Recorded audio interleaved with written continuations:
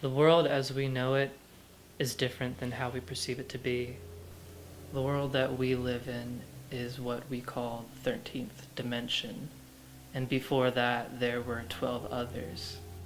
I'm from the 12th dimension. In the 12th dimension, there is me, two of my brothers, and our mother, Aya. We believed we had it figured out and that the 12th dimension was perfect. My other brothers were really fascinated with a more creative way of experiencing. And the way we experienced was different than how we experience in the 13th dimension. In their spare time, they would listen to this voice and create the things that it would inspire them to. They took me deep into the outer reach of our realm, as far away from Mother as we could get. Ryu discovered that he could create something else that we never thought of. He showed me first when I was uninterested, but my brother Zion was curious as well. In their spare time, they would practice this form of creation, and I started to notice that they were acting differently every day. One day, Ryu and Zion went missing, and for days we went without seeing them.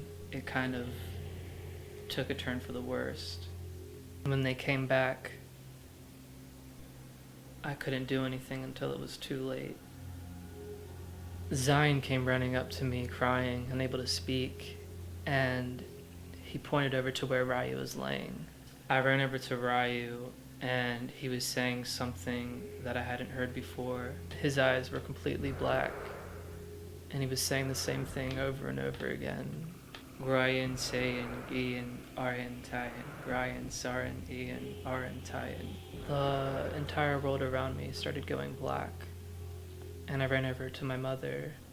My brother Ryu unknowingly made a deal with the Dark One. She held me as she started chanting her ancient tongue, and before me there was a door. My mother opened up a new dimension and sent me there and stayed behind.